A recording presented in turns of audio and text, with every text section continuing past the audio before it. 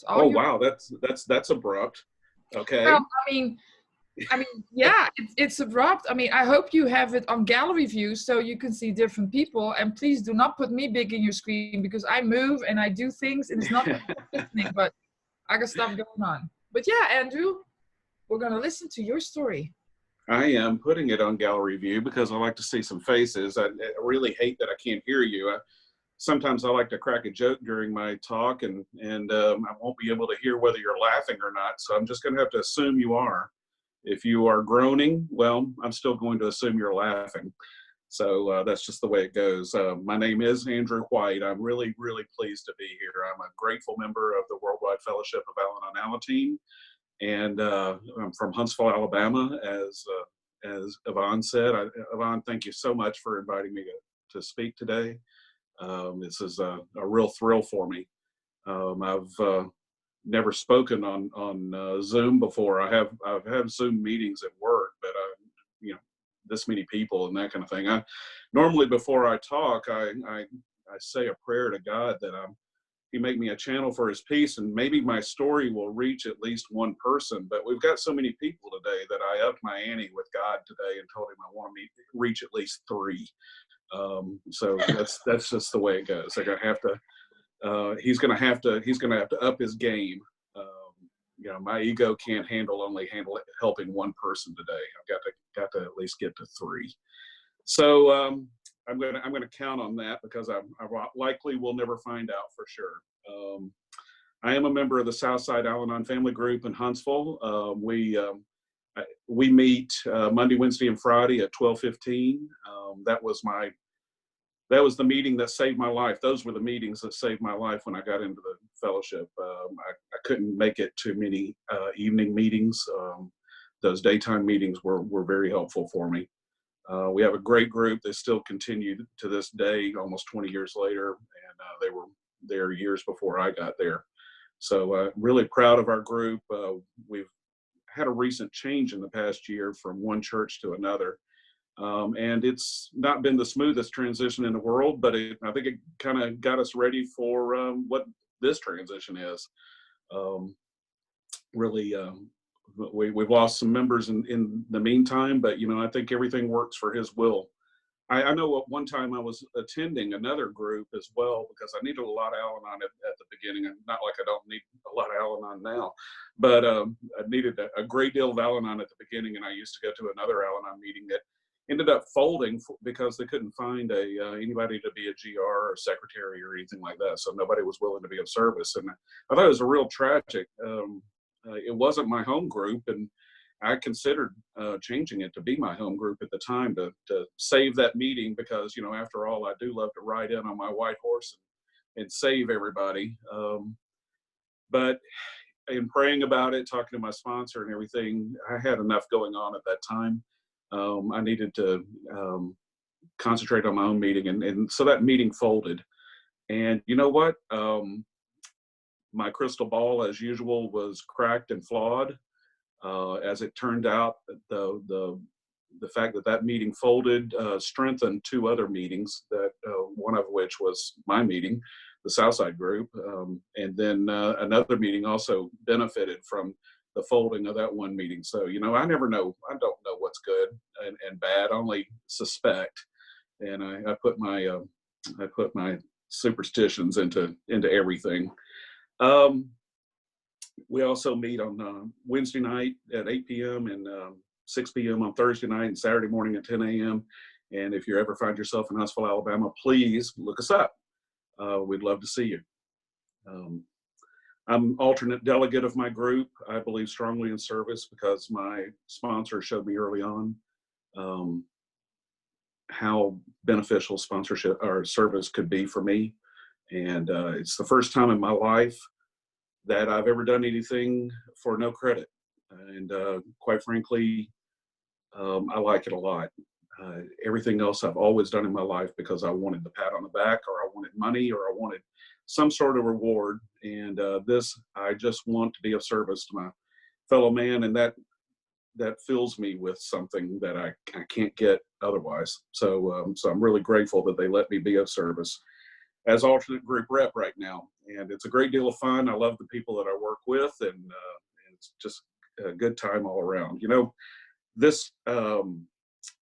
this crisis that the world is undergoing, this pandemic and staying at home and things like that, it doesn't work real well for me. I'm fairly extroverted, not extremely extroverted. I'm not a salesman or anything like that, but I am a bit extroverted, and I get my strength. I get my I really like interfacing with other people. That's where I get my strength. And so being here at home doesn't suit me that well, quite frankly.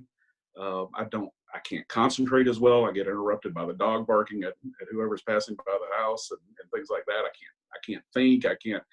Everything's slower, it seems like. And you know what? I can sit there and complain and bitch about this as much as long as we want to talk here. And the fact is there are some things that are also going really well because of this.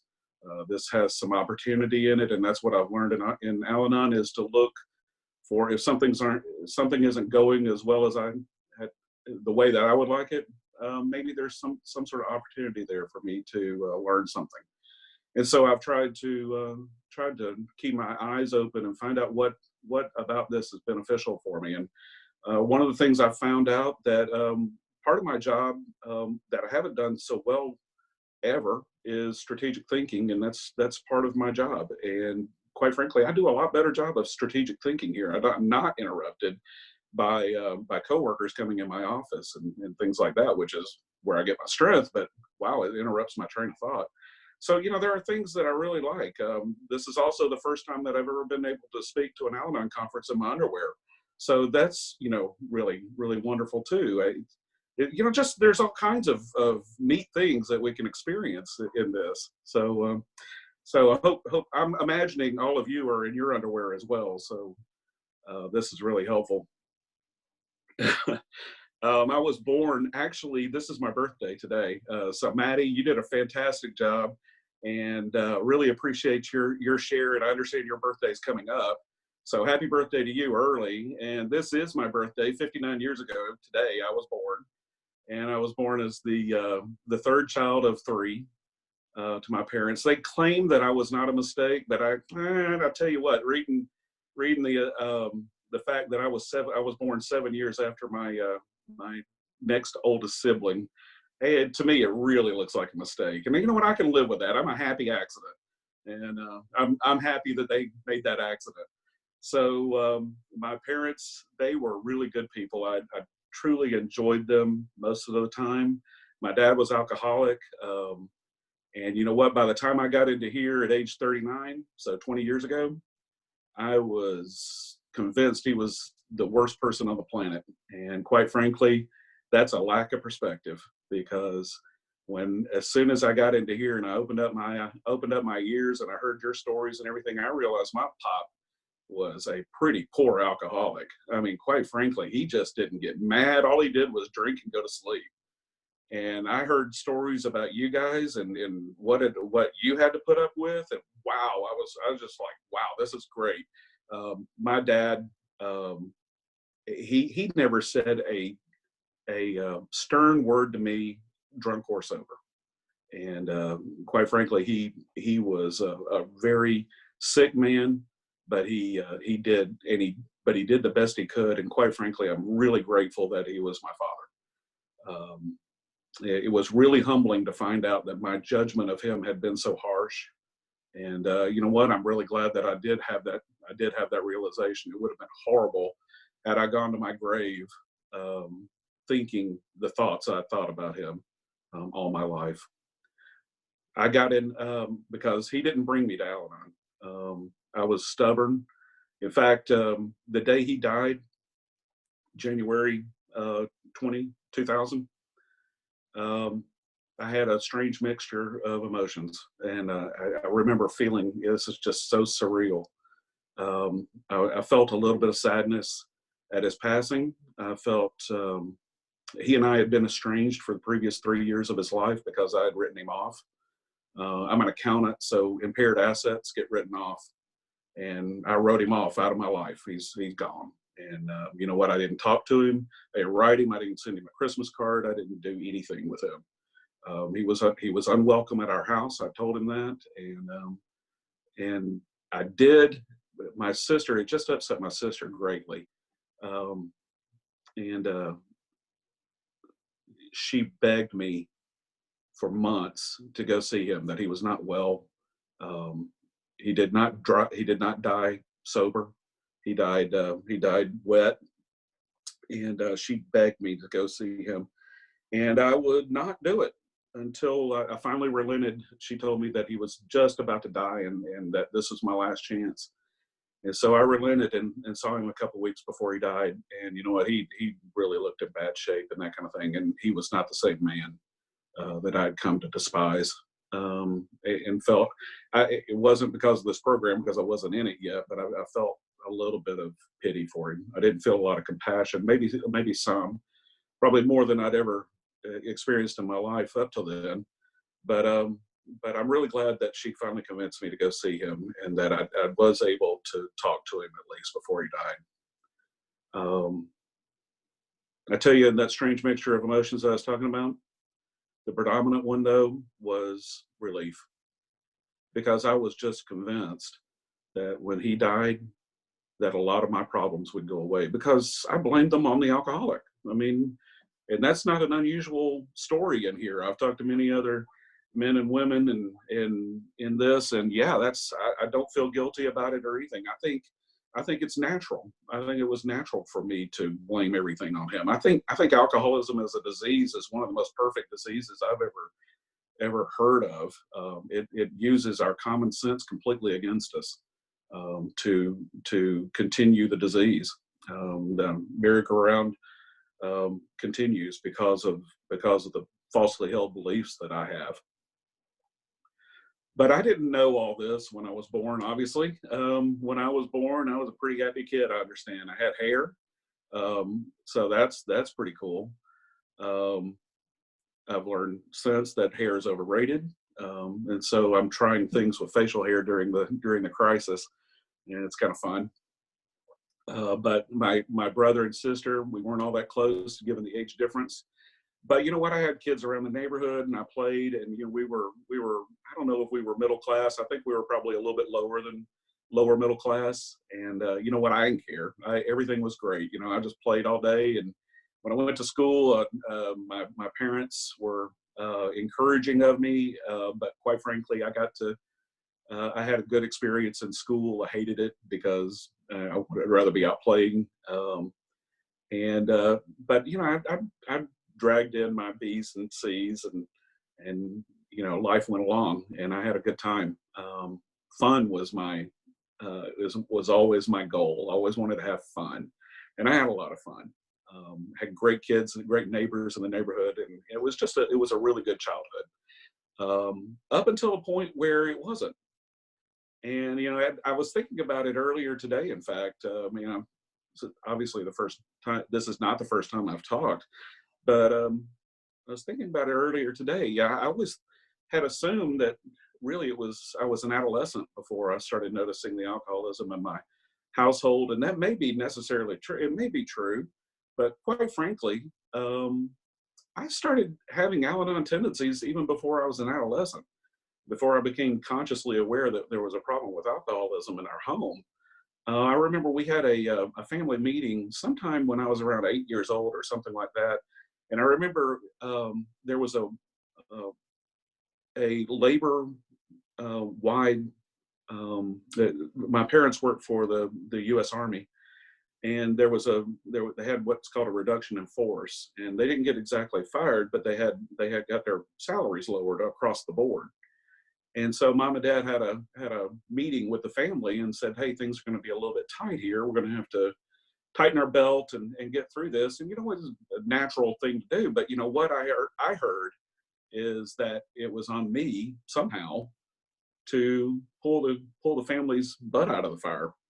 I don't know how in the world I was supposed to do that at 8 years old, but I felt responsible.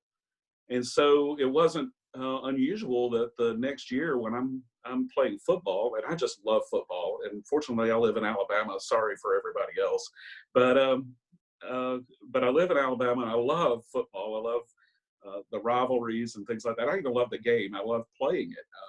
I was a pretty tough kid. I was small, but I started playing little rec league football in 5th grade or so, and I don't know if I was any good, but I was hard headed. That's for sure. I could take a hit and I could deliver one, and I just had a blast. I didn't really care for the calisthenics and the push-ups and the sit-ups that the coach wanted us to do, but the actual scrimmages and the practices and things like that, I really liked. And I remember it came time that we had to make a commitment to the game, and we were going to have to buy equipment. And Dad, this was after we'd had the conversation the prior year about our budget, and he said, okay, we're going to have to make a commitment and buy some equipment now. Or do you really want to do this? And of course I heard, we can't afford the equipment, and we don't want you to play. And that's not anything that he said. What people say and what I hear are two different things. Even as young as that, I wish I had not heard that. I think I would have really enjoyed playing football, but instead I didn't. I took responsibility and said, no, I'll save the family some money by not going out for football. And that was a big change in my life. That was a decision point in my life, and it changed my life, because the next year when I instead decided to go out for band, and I was okay musically. I got some skill, but I got no talent. But I stayed in band all the way through my sophomore year in school, when I discovered girls, and band got in the way of girls, and so I got out of band then. And I was in high school and everything was okay, but Dad had, his drinking had really continued, and he was hiding bottles and I was finding bottles, and it was embarrassing. And I really can't tell you how much contempt I developed for my father over that time. He taught me how to drive, and he did a really good job of teaching me how to drive, I thought. I spent a summer out in Los Angeles sometime after that, and that's where I really learned how to drive. But I thought he prepared me pretty well, and I think it was mostly so that he could get a ride down to the liquor store, because he inappropriately used our relationship as he made me his confidant, and I had to lie to Mom and things like that, and that wasn't good. And you know what? The fact is he was a sick man. I didn't know that at the time, but instead I thought he was just abusing our relationship. And he was abusing our relationship, but he was doing what he had to do in order to do what he had to do, what he wanted to do, or what he needed to do. So I can forgive him now for that, but I couldn't forgive him back then. All I did was lose respect for him and hold him in contempt. So because it was really bad when Mom would find out about his drinking, when she would discover, I don't know, I think she, we're all a little bit, I say we, I will say I am a little bit delusional when it comes to alcoholism. I can lie to myself as well as I can lie to anyone else. And, I was all about keeping the peace. That was my role as the third child. As the third child, I'm supposed to be the mascot, according to most of the classical psychological literature I've ever read about the order of children.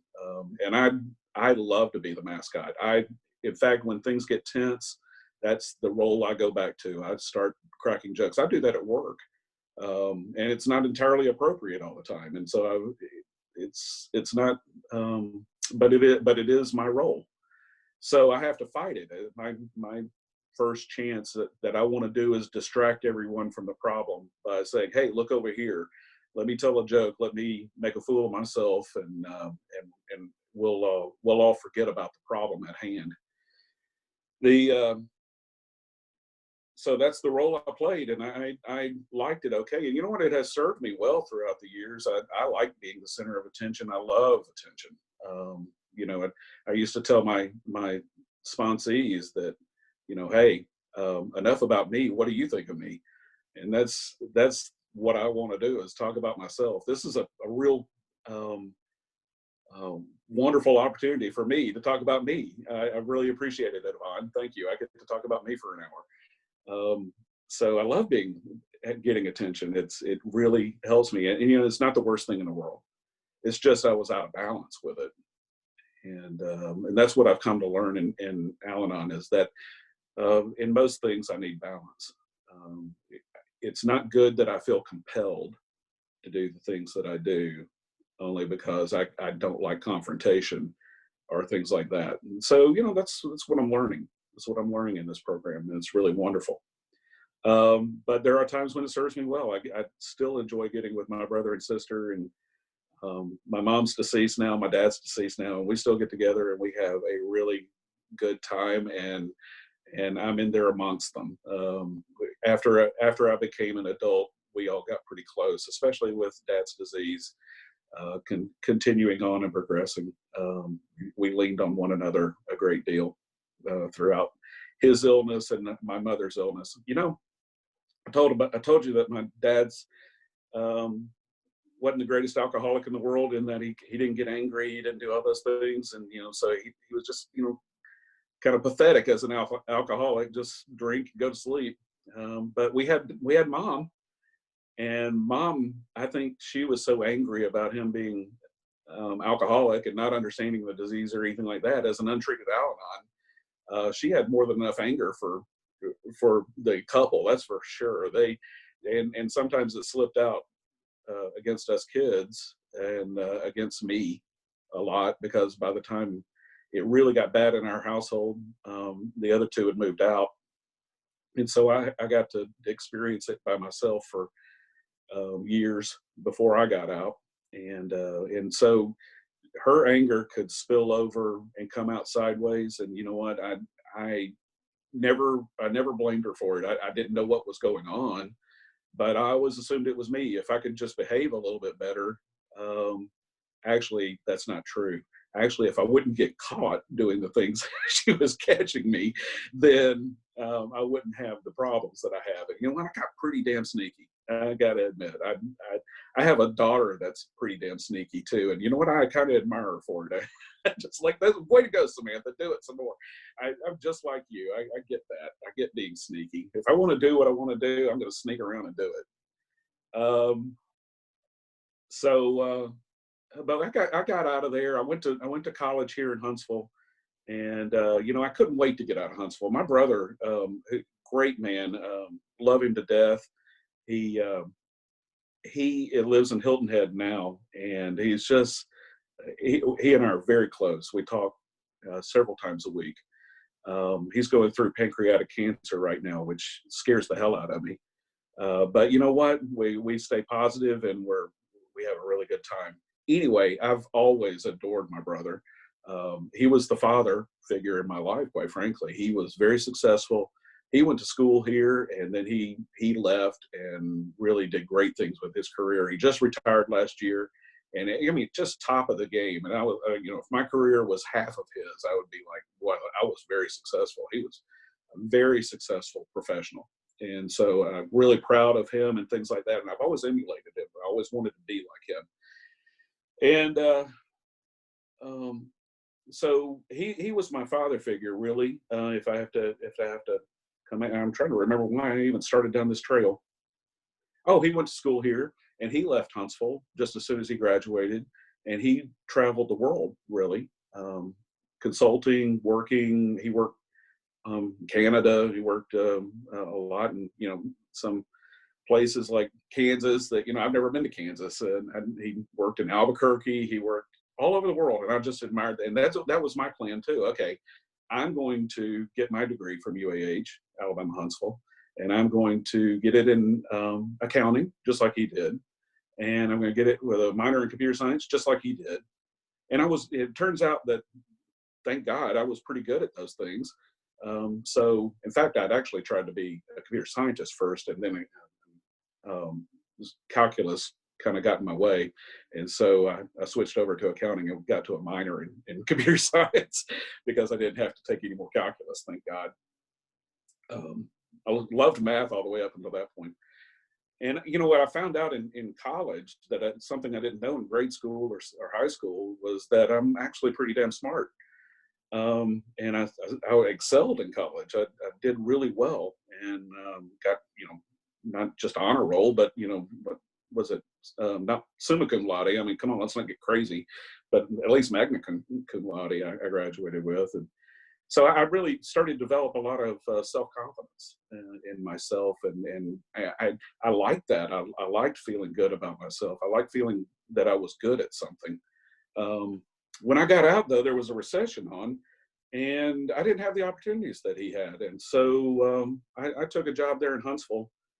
Well, okay, I make that sound like I was settling, and the fact is I had met a girl too, and this girl, I had met other girls before, but this girl was something special, and I really liked her. And in fact, I fell in love with her pretty quickly.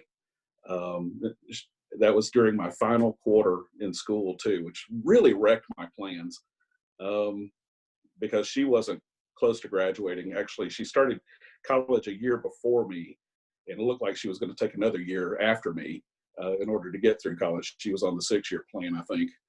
Um, but I didn't care. I mean, I thought she was really fabulous. She was the prettiest girl I've ever seen in my life, and she had a great personality, and she liked to drink and do drugs, and she was exciting.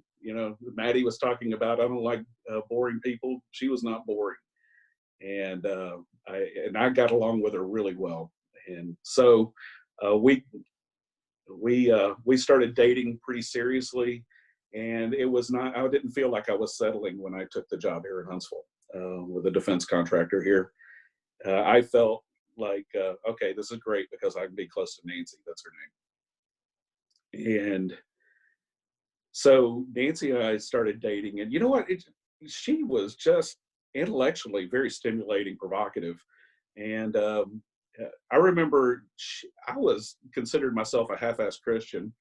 Hadn't gone to church regularly since I was 14, but she didn't go to church at all. She was an Army brat and had no interest in leaving Huntsville even when she graduated. She had grown up all over the world, had been in Iran, had been to Okinawa, lived in Okinawa, lived in Utah, lived everywhere. And she had no interest in leaving Huntsville. Her folks had retired here, and they had a posting here one time, and they liked it, so they came back after he retired and after her dad retired. So she was interested in staying in Huntsville with her 4 siblings, and they all did end up staying here. So I took the job in Huntsville, and you know what? It was with a big company, a public company, and I hated it. I absolutely hated it. I was a number, and quite frankly, didn't they know me? I mean, I'm a brilliant man here. They do not appreciate my talents and my skills. So that only lasted about 18 months before I decided to go with a small company. My brother had done it with big companies, but I just couldn't deal with it. I wouldn't get the recognition I needed.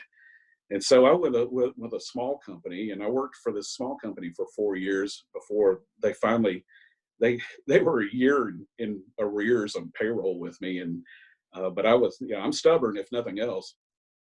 And so I hung in there with them. Finally, I was broke too, and I had to go find a job that paid something, and I left them. I left with a great deal of experience, and it was doing software because when I graduated in '82, accounting firms weren't hiring because of the recession, et cetera.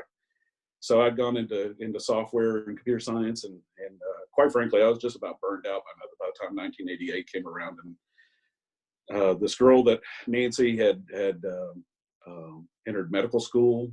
She was in South Alabama at Mobile, and which is a long way away from Huntsville. For those of you who don't know, that's about 5 or 6 hours on the interstate. So I found a job in Hattiesburg, Mississippi, which is only about 90 minutes from Mobile, and I got to go into accounting again because the economy was going really well. And so I got to go back to something I loved, or I got to actually switch over to something else I loved.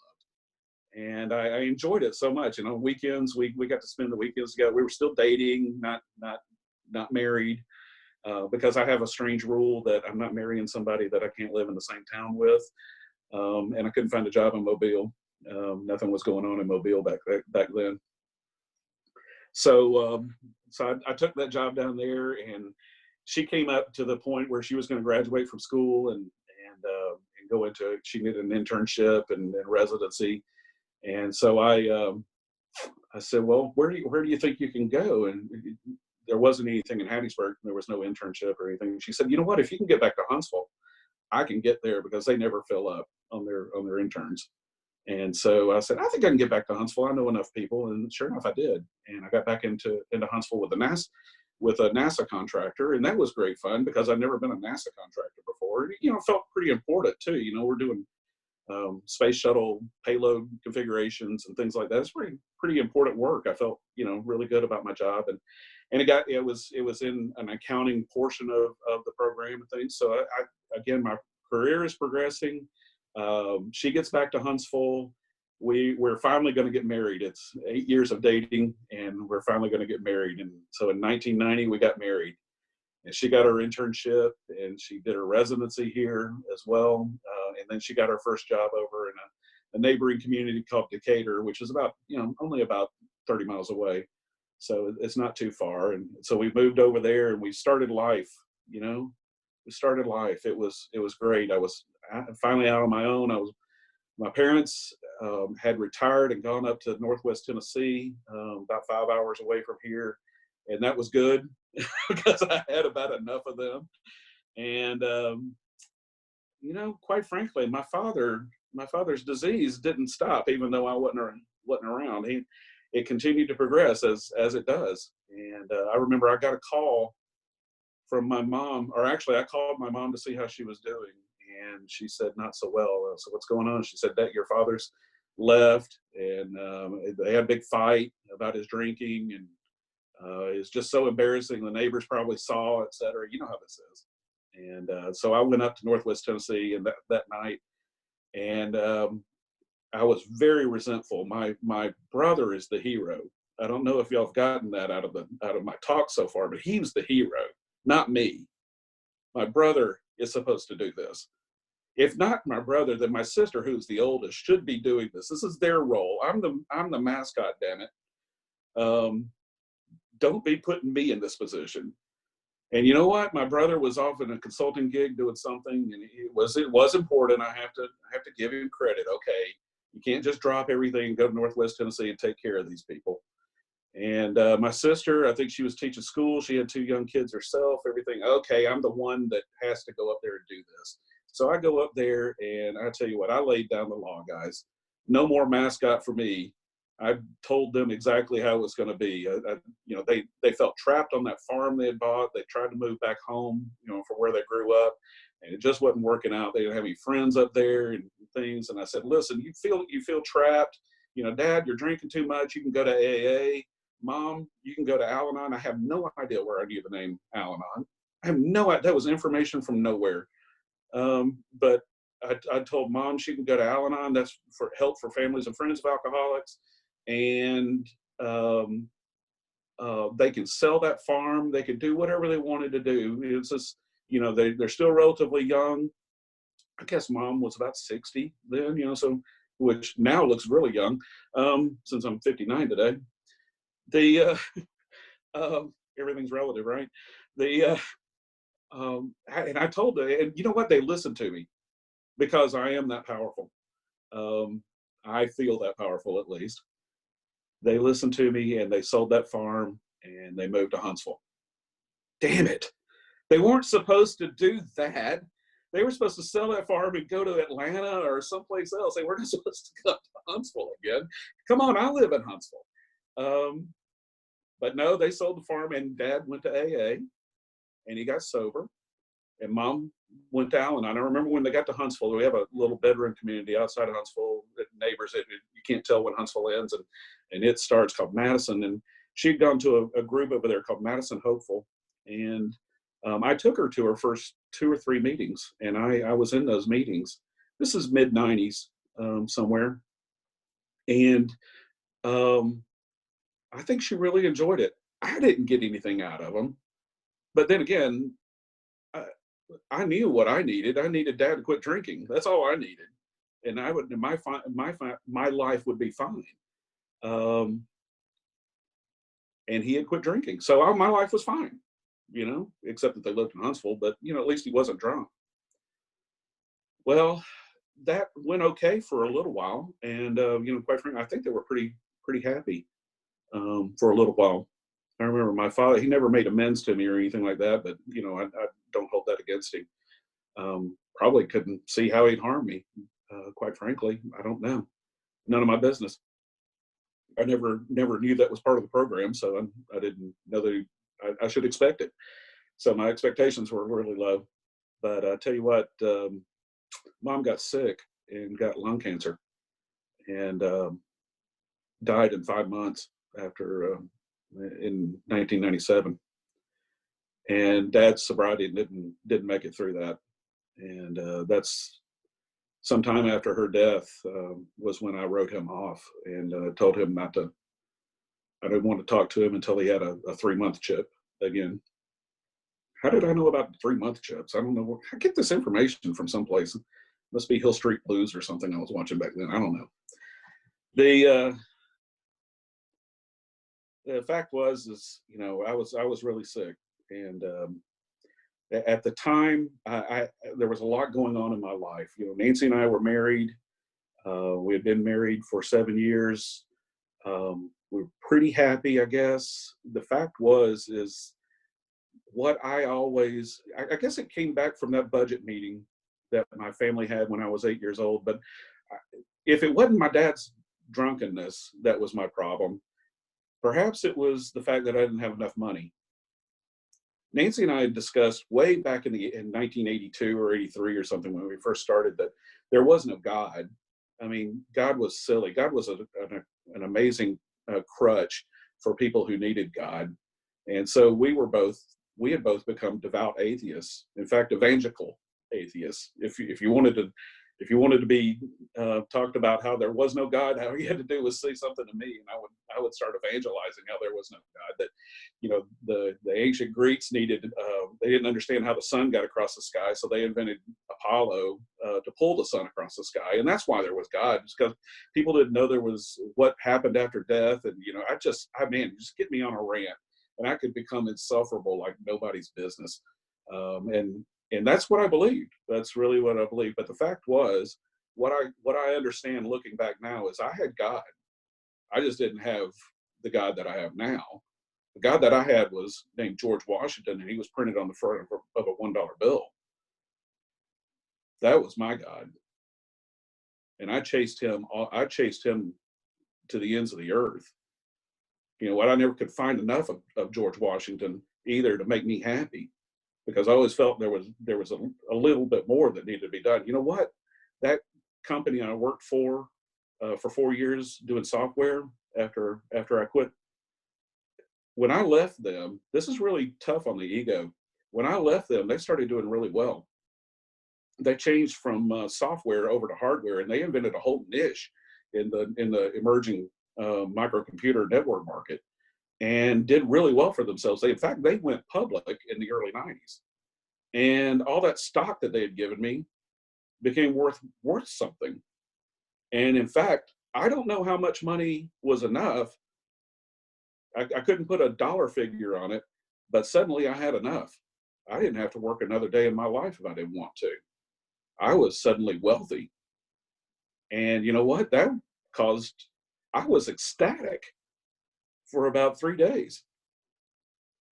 And then all that solution went away in my life, gradually. I mean, it wasn't 3 days and went off a cliff, but it was, it brought other things. And it did not do for me what I thought wealth would do for me. And you know what? I consider that now, looking back, it was one of the reasons that I did find a higher power. And that was because it was shown to me so clearly that what I thought would be the solution to all my problems was not the solution to all my problems. I consider it a miracle in my life that happened. The odds were so long. When I look back at it objectively, the odds were so long that I would work for a small company I was their number one. I was employee number one of the company, not because I was their first employee, but because when we got around to assigning employee numbers, they did it alphabetically by first name, and Andrew came first. So, I mean, that's how humble we were. And all that happened, and I got rich. I mean, that's just crazy. That's improbable as hell. And I'm certain that happened in my life because I have a higher power that loves me enough. Even while I was evangelizing against him, he worked in my life to show me that my God was very, very inadequate. You know, I developed after I got rich and became unhappy again. I developed other gods. I I love the God of accomplishment. I learned to fly. I got my CPA license. I got several other accomplishments. You know what? I remember getting my CPA license in the mail that I'd passed, and I was ecstatic for about 3 days. And then I realized that, you know what? Anybody could do that. When I got my pilot's license, I was like, yeah, that's really great. I feel a great sense of accomplishment. And before long, I thought, anybody could do that. Nothing was ever good enough. Nothing could make me happy. And you know what? That's because I had this God-shaped hole in my chest, and none of it was filling it up. It would fill it up temporarily, and then it would drain out. I was leaky. I had a heart that was leaky. Fact is coming into Al-Anon saved me. I hadn't gotten into Al-Anon yet. I've only got 20 minutes left. I need to get in Al-Anon. What happened was my father died. I experienced a strange sense of emotions, and 2000 went along, and you know what? My father's death did not make me happy. Even though he was no longer around making my life miserable, I still wasn't happy. I know what it is. My wife is not acting right. Nancy, whom I love to this day, turns out she's a drug addict and an alcoholic. Can you imagine that with my knowledge and my skill, my people skills, that I would pick an alcoholic to be my wife, to be my spouse? That's just insane. The fact is I had no idea what was going on. She told me in October of that year, Dad died in January, and in October of that year, she told me that she had a problem with drugs and alcohol, and that she was going to go get some help. And you know what? You could have knocked me over with a feather. I had no idea what was going on in my home. And when I talked to Dad on the phone, I could tell he had been drinking. I could smell it. I could smell bourbon over the telephone somehow. But here it was going on in my own home, and I had no idea what was going on. She was drinking to the point of blackout every night after I went to bed because, hey, I have a couple drinks and I'm gone, So I remember at one time that year when it was going on that I told Woody that there was something wrong in my home. Woody is best friend. He was my best man at my wedding and things like that. He and his wife actually introduced Nancy and I on a blind date back at UAH in 1982. So he's to blame for all this. And but I told him, I said, Nancy's getting bizarre. It was like the old Bewitched episodes back when they were in black and white. And Darren, the husband of Samantha, who was the witch, would have enough of Samantha's antics, and he would go down to the corner bar, and the bartender would come up to him and say, "Hey, buddy, why the long face?" And Darren would say, "Oh, my wife's a witch." And the bartender would say, "Yeah, they're all like that sometimes." And he goes, "No, you don't understand. She's really a witch." And that's the way I talked to Woody that evening. I remember I said, she's bizarre. He goes, "Oh, they all get like that sometimes." And I said, "No, you don't understand. She is really bizarre." And my instinct was right, even though I could tell myself that there was nothing going on. There was nothing. She was just tired. She was just tired. Because she told me she was tired. She told me she was completely burned out, and as soon as she got some rest, she would be fine. And the fact was, no, what was going on was that she was drinking and drugging, and she couldn't stop. So that evening when she told me that, I remember is early October, I think it was October 4th, 2000. She said, may have been 3rd. She said, I'm going to get some help. And I felt that strange mixture of emotions again. And I felt anger. That was the predominant feeling I had, was anger. And I don't really know why. I think it was because I was angry with myself. I was angry with my life. My life isn't going like it's supposed to. I'm rich, damn it. And I'm supposed to be happy. And Dad's dead. I'm supposed to be happy. Why can't I get a break? And in fact, why did I got off the self-pity pot real quickly, and I had a moment of clarity. And in the moment of clarity, I realized that everything I freaking touched, everything I tried to control, was not controllable. And the fact was, I don't know what I'm doing. I have no idea what I'm doing. I need a manual for life, and I ain't got one. And I recalled that Al-Anon meeting that I'd tried with Mom, because she needed to know how to get to it. And I thought, you know what? I bet maybe those people know something I don't know. Families and friends of alcoholics. Well, I've got another alcoholic on my hands. I need some help. We had 3 small kids at the time. She's going to go off to rehab, and we're about to move. We're about to move across town into our dream home because I'm rich. And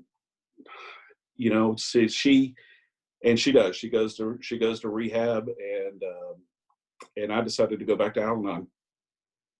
And I could go to those Monday, Wednesday, Friday meetings. And I remember going in there, and you know what? You people had learned a great deal in the time that I'd been absent.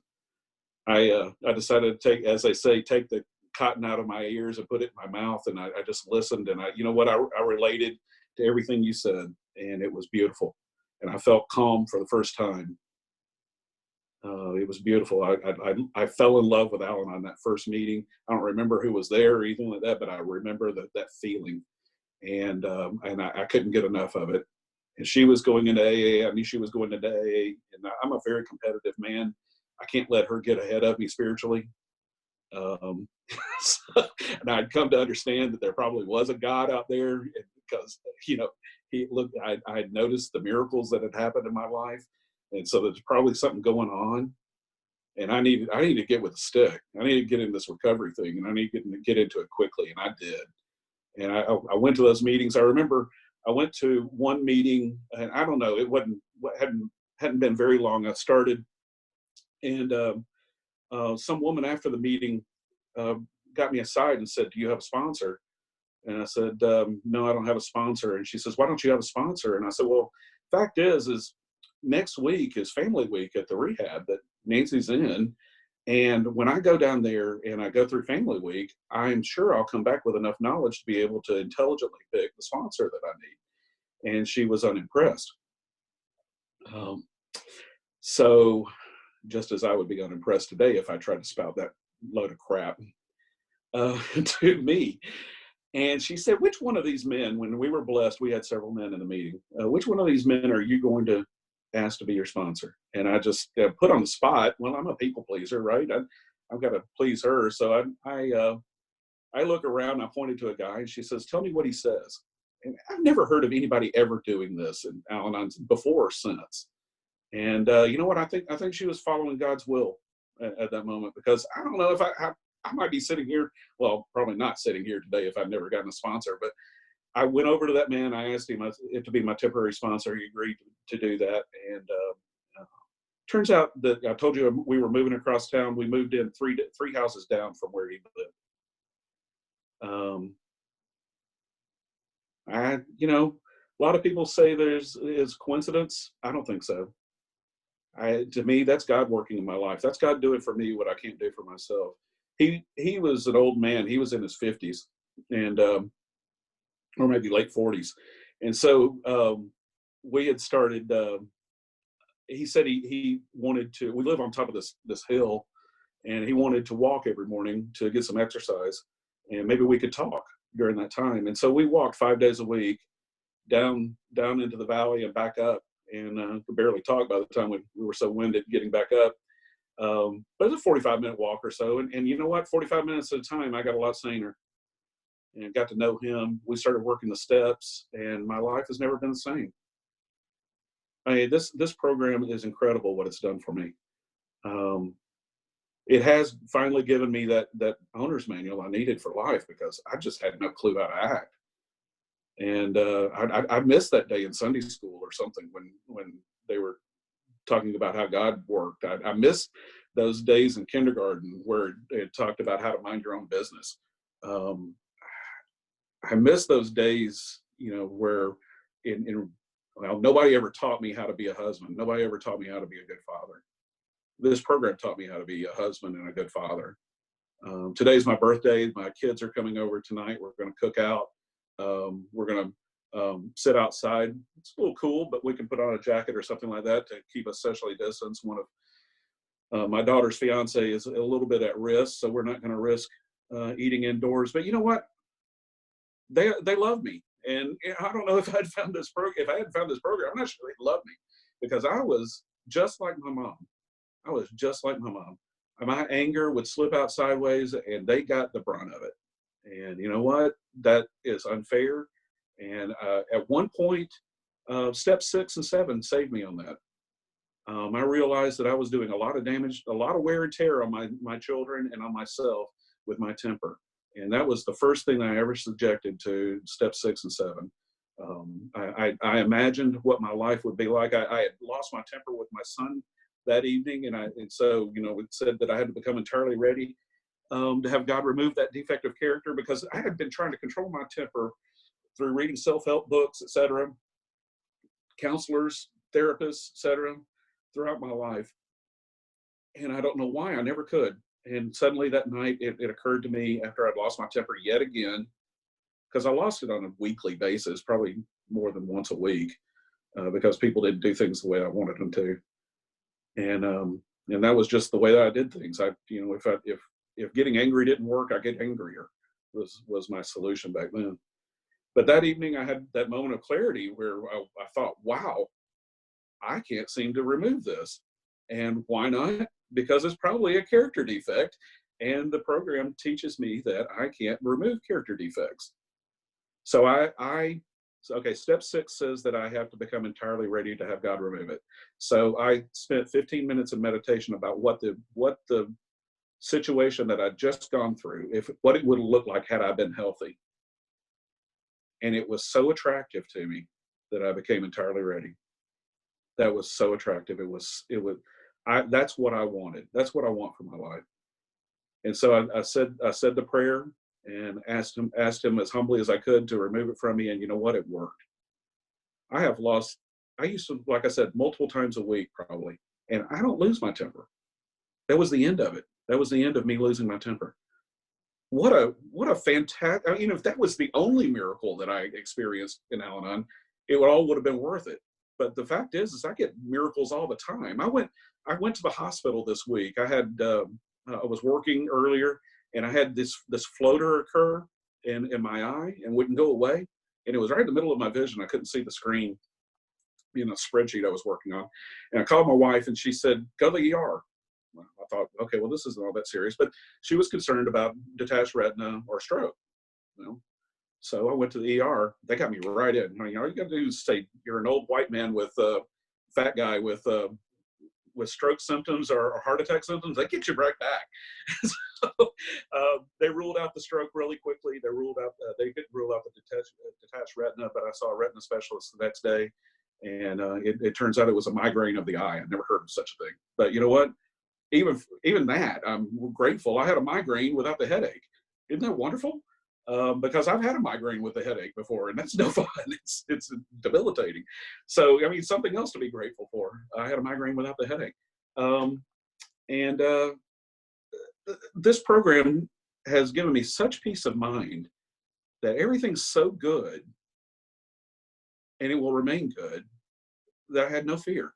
I had no fear. And that's not me. That's not the way I was. I've got 7 minutes left before I come up on the hour mark, and I'm not going to take y'all all the way to the hour because we got a sex talk right after this, and I know we're all looking forward to that. So, but it's just words can't express my gratitude for what I've been taught here. The going through the steps and taking other men through the steps is the highlight of my life now. I got to speak to a newcomer. A man called me Thursday night, and he's got the same problems I had, and I get to turn what I went through into something that's helpful for someone else, and what an honor that is. So, as much as an honor as this is, just working with another person and helping them a little bit is incredible. I never had any humility before. Now I'm just, I sometimes I wonder if I'm going to hover, maybe I'll levitate one day. But I think I probably got to get over that amount of ego. I have a lot of ego. Guys, I really appreciate your attention. It's been a thrill for me. I know y'all are all howling with laughter at my jokes, and y'all take care, and thank you.